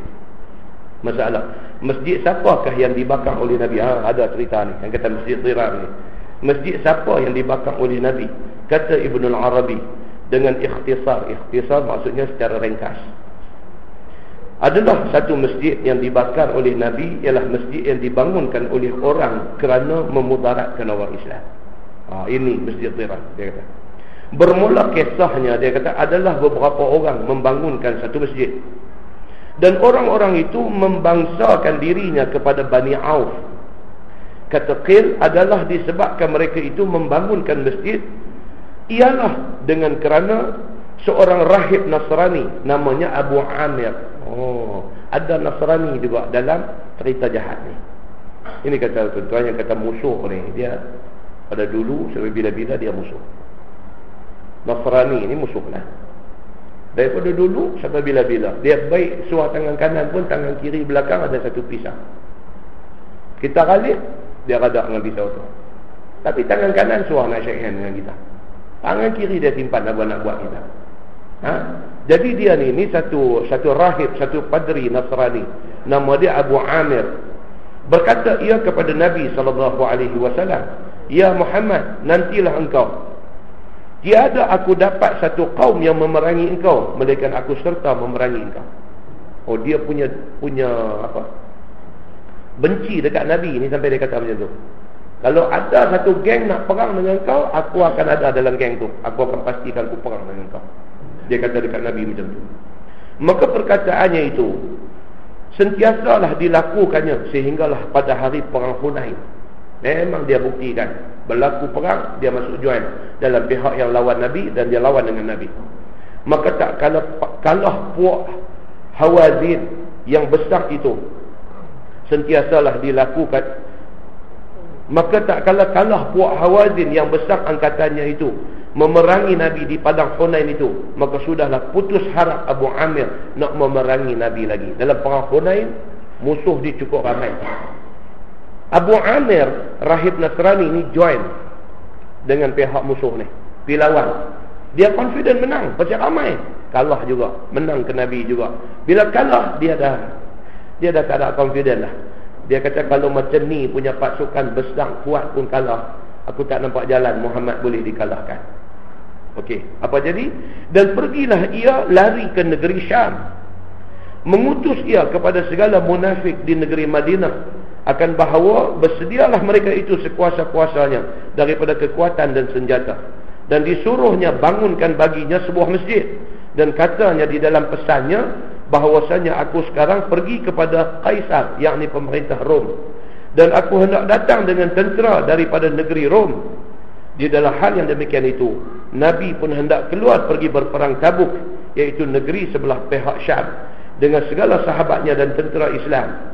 Manakala munafik itu pun telah membangunkan sebuah masjid berdekatan dengan masjid Quba itu. Ini cerita dia. Orang kata apa? You cannot beat them, you join them. Ini strategi. Tak boleh nak lawan cara kasar, kita pergi join, kita perosok dia daripada dalam. Ini strategi yang digunakan pakai oleh musuh-musuh daripada dulu sampai bila-bila pun. So dia ni dah try dalam perang Hunain, tak boleh menang. Dia lari. Dia pergi cari perlindungan daripada Kaisar, pemerintah Rom. Dalam masa yang sama dia buat satu konspirasi, satu perkataan jahat. Dia hello mai dekat munafik Madinah ni, hantar orang mai, okey, hampa buat satu masjid. Buat satu masjid, dia kata. Panggil Nabi mai rasmi. Bila Nabi pergi nak rasmi, masa tu aku akan attack. Masa tu kita musnahkan Nabi dan orang Islam semua sekali. Jahat dia macam tu. Maka apabila selesai mereka itu daripada membangunkan masjid itu, datanglah mereka kepada Nabi SAW, golongan munafik Madinah. Padahal Nabi dan segala sahabat sedang beristiadat, sedang bersedia untuk perang ke negeri Tabuk. Manakala menghadap mereka itu akan Nabi, lalu berkata mereka itu, ya Rasulullah, bahawasanya telah kami bangunkan sebuah masjid kerana orang-orang sakit dan orang-orang dhaif, dan juga kerana malam. Dia kata kami ada buat satu masjid belah sana no, hala ke Quba sana no. Bukan tujuan nak pecah belah, tapi habuan orang tua, orang sakit, ataupun sembahyang Isyak malam-malam, orang nak mai ke Masjid Nabawi ni jauh. Jadi buat satu masjid buat lepas sembahyang di sana. Dia beritahu kat Nabi macam tu. Maka mintalah Tuan bahawa datang ke sana dan sembahyang Tuan hamba di dalamnya bagi kami, dan mendoakan dengan berkat. Minta Nabi tolong pergi resmi lah. Kalau bahasa hari ni, Nabi pergi sembahyang di masjid tu, kira sembahyang tu kira resmi lah, dan minta masjid tu diberkati oleh Allah. Dia berkata dekat Nabi macam tu.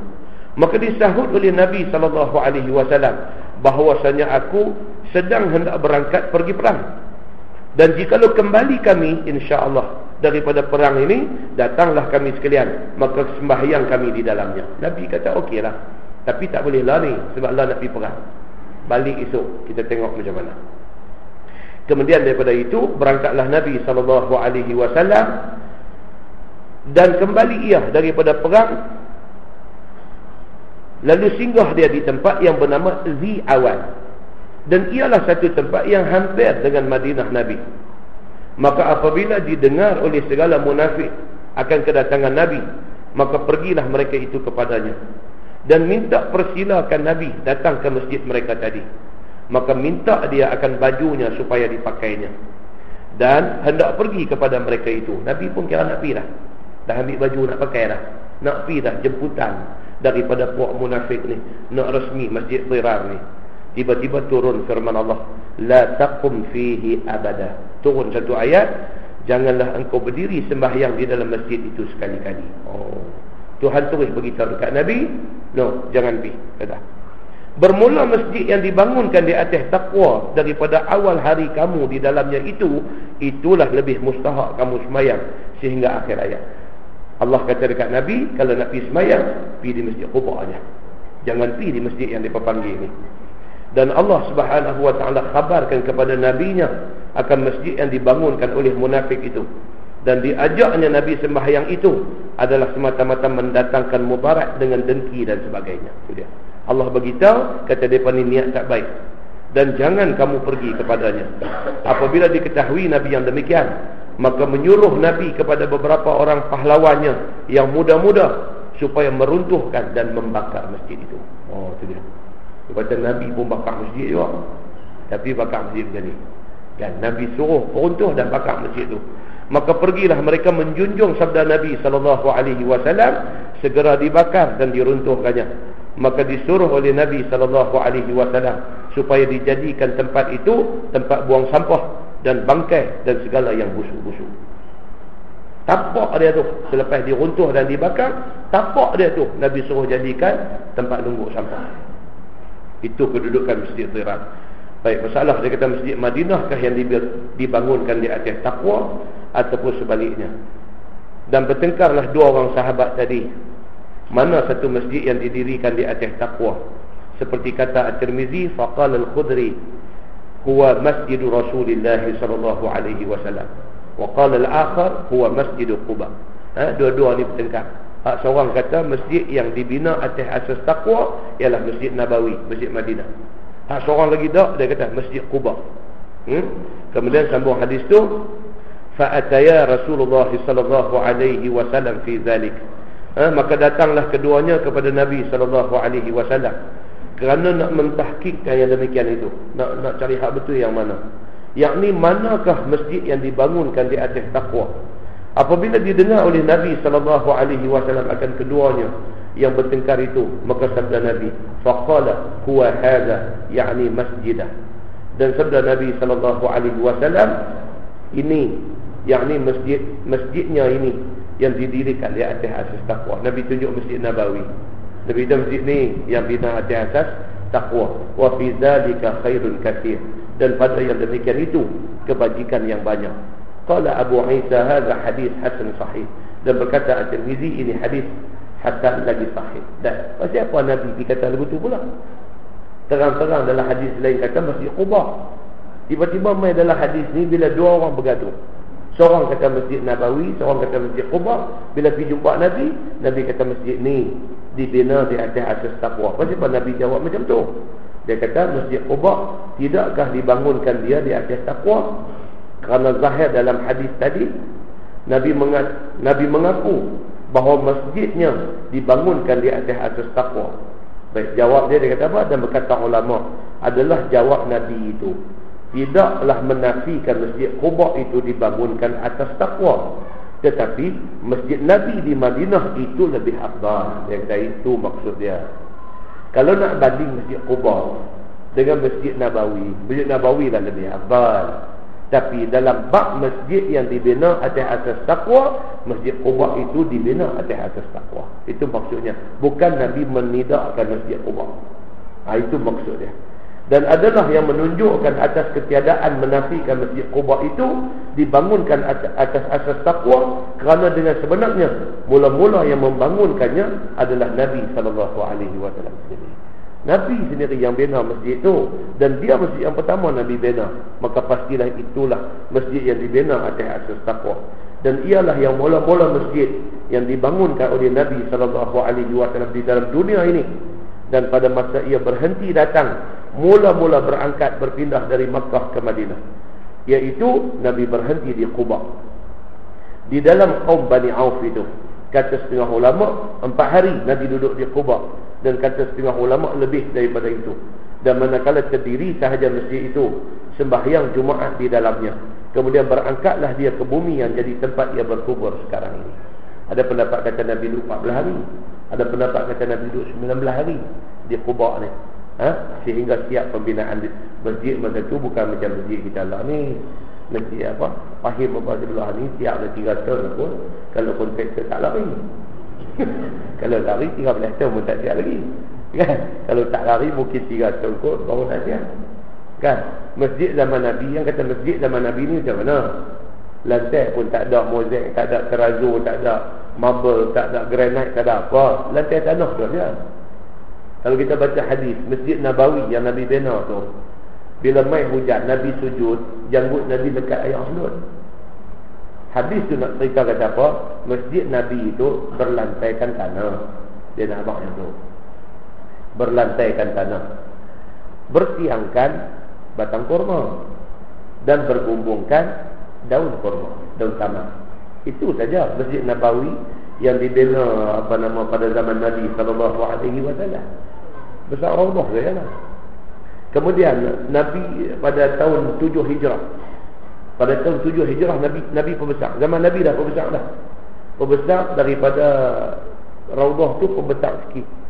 Pasal apa? Bilangan orang Islam semakin bertambah. Dia menuntut kepada pembesaran, besar sikit. Lepas itu pembesaran yang berikutnya zaman Umar tahun 17 Hijrah. Umar Al-Khattab pembesar pergi ke sebelah kanan. Kalau menghadap kiblat tu pergi ke kanan sikit lagi. Tarik mai ke belakang sikit lagi. Dinding balik kiri ikut sama dengan dinding Nabi juga. Itu zaman Umar tahun 17 Hijrah. Mai zaman Osman tahun 29 Hijrah. Osman tarik hak belah kanan tu pergi sikit lagi. Tarik mai ke belakang. Dinding zaman Osman masih sama dengan dinding yang dibuat oleh Nabi sallallahu alaihi wasallam belah kiri. Belah kiri. Maksudnya sampai zaman Sayyidina Osman, kubur Nabi masih di luar lagi. Kubur Nabi duduk di luar lagi. Dinding kubur tu itu masih dinding asal lagi sampai zaman Sayyidina Osman. Tahun tahun 29 Hijrah. Kan? Selepas zaman Osman tu, mai zaman pemerintahan Umawi. Zaman Khalifah Al-Walid. Pembesaran zaman Khalifah Al-Walid 91 Hijrah tu, dia pergi lagi sebelah kanan tu sampai kepada hari ini. Sampai kepada ada pintu Babus Salam, dia ada pintu Abu Bakar, dia ada pintu Rahmah. Kita kalau pergi sana, explore lah sikit. Jangan hotel kita masuk masjid balik. Hotel kita masuk masjid, kita duk pergi explore bazar, duk pergi cari sabak merah, sabak hijau. Explore Madinah. Explore. Duduk sana, duduk pergi 5 hari. Jalan pergi belah kiri, jalan pergi belah kanan. Pergi tengok lidah kita daripada dalam, semayang di raudhah, keluar kot pintu bakar tu, jalan kot tepi pintu bakar tu, jalan tengok yang kata musalla janaiz. Entah duk pergi pernah pergi tengok ke? Keluar daripada pintu bakar tu pergi belah kiri. Dia ada satu dia panggil musalla janaiz sebelah kiri tu. Di situlah tempat mayat transit. Sebelum nak sembahyang mayat lagi, lepas sembahyang fardu tak lagi, Bilal dia nanti qiyau lah. As-salatu 'alal mayit. Dia kata, mana laki-laki ya? As-salatu 'ala imrah. Perempuan lah. As-salatu 'ala tif. Budak-budak kan? Mayat tu sebelum kita habis sembahyang fardu, mayat dia berapa tahun lah? Balik kiri tu lah. Musalla janaiz. Dia pergi musalla tempat sembahyang jenazah. Dia transit di situ. Habis Assalamualaikum warahmatullahi. Assalamualaikum warahmatullahi. Dia bangkit masuk. Tempat transit tu belah kiri tu. Tepi dengan pintu Jibril yang kita cerita tadi ni. Tepi sikit lagi pintu Nisa, pintu orang perempuan. Saja explore. Kita relate balik dengan kita duduk mengaji dalam kuliah ni. Oh ni yang ustaz cerita tu ni. Okay. Pergi arah belah depan tu, bayang kau tani dah rumah keluarga Ibnu Umar, keluarga Umar Al-Khattab depan ni. Daripada pintu Baqi' nak pergi ke kubur Baqi' tu, on the way, tengah jalan di situ rumah Abu Ayyub Al-Ansari. Masa Nabi hijrah Mekah ke Madinah, Nabi sampai semua orang nak panggil Nabi tidur rumah mereka. Semua orang besar hati, ya Rasulullah, mailah tidur rumah dia. Nabi pun kalau terima pelawaan dia ni kecil hati. Kalau dia ni Nabi lepas unta dia. Unta jalan pergi depan rumah Abu Ayyub, unta tu duduk di situ. Nabi kata, kalau begitu aku bermalam di rumah tuan rumah ini. Abu Ayyub dengar teriaklah, Allah gerakkan unta pergi pilih rumah dia. Abu Ayyub Al-Ansari, rumah dia daripada pintu Baqi' nak pergi ke kubur Baqi' tu, tengah-tengah tu rumah Abu Ayyub Al-Ansari. Kita pergi pusing balik sana tengok yang kata pintu Babus Salam, lepas tu pintu Abu Bakar. Tepi pintu Abu Bakar tu, dalam masjid ada bangunan 2 tingkat. Itu rumah Sayyidina Abu Bakar dulu. Jadi bila kita duduk tentu berdiri, kita tengok balik dengan makam Nabi, kita boleh agak dulu masjid Nabi tentu, Abu Bakar rumah dia tandu. Kita boleh nampak dia punya kesan dia lebih. Benar-benar macam ni. Amailah kepada zaman kerajaan Abbasi semasa Khalifah Al-Mahdi, barulah kubur Nabi itu masuk dalam bangunan masjid. Kalau tidak sampai kepada Al-Walid, pemerintahan kerajaan sampai zaman Sayyidina Osman, kubur Nabi masih duduk di luar lagi. Mai zaman kerajaan Umawi Al-Walid, kubur dah masuk dalam. Mai zaman Abbasi, dia perbesar mai ke belakang lagi. Dan bangunan yang ada hari ini, itu adalah pembesaran yang dilakukan pada zaman pemerintahan Saudi hari ini. Saudi ni keluarga Saud lah. Depa ni yang sempadan yang ada pada hari ini. Nah, ini benda-benda yang akan datang dalam tajuk-tajuk ni. InsyaAllah kita akan masuk as-salah fi Masjid Quba. Dia akan cerita lepas ini tentang sembahyang di Masjid Quba. Apakah kelebihan sembahyang di Masjid Quba itu. Kemudian tuan-tuan, dia akan main fi ayil masajid afdal. Dalam banyak-banyak masjid, sembahyang di masjid manakah yang lebih afdal? Dia akan main hadis tu. Banyak-banyak masjid dua ada ni, masjid mana yang paling afdal? Kemudian dalam perbahasan hadis tu dia akan main cerita. Kalau kita sengaja pilih pergi sembahyang masjid jauh daripada rumah kita dengan tujuan nak cari pahala lebih, adakah kita dapat pahala lebih tu? Kan? Kita duduk sini, masjid yang dekat dengan kita katalah masjid apa? Masjid TBI, Taman Bertamindah katalah. Kita saja pergi sembahyang di Masjid Pinang Tunggai dengan tujuan nak cari pahala lebih. Adakah dapat pahala lebih itu? Dia akan ada perbincangan ni. Ataupun rumah kita duduk depan masjid. Kita boleh lintas jalan main masjid. Tapi kita pergi pusing rumah orang lain semua baru main masjid. Kalau nak cari pahala lebih, adakah dapat pahala lebih itu? Ataupun kita dapat rugi minyak kereta jalan-jalan. Mana kata dia ada perbincangan benda tu di dalam hadis-hadis yang akan datang ni.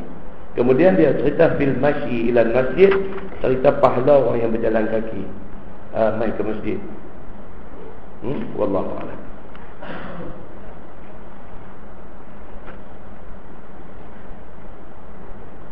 Kita tangguh dengan tasbih kafarah dan suratul Asr. Subhanallah.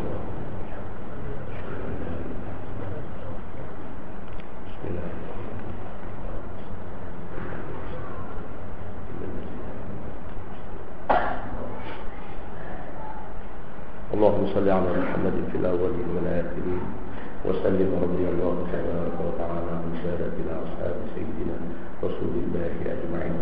بسم الله الرحمن الرحيم. الحمد لله رب العالمين حمدا يوافي نعمه ويكافئ مزيدا. يا ربنا لك الحمد كما ينبغي لجلال وجهك الكريم وعظيم سلطانك. رضينا بالله ربا وبالإسلام دينا وبمحمد نبيا ورسولا. اللهم افتح علينا فتوح العارفين وارزقنا فهم النبيين بجاه خاتم المرسلين.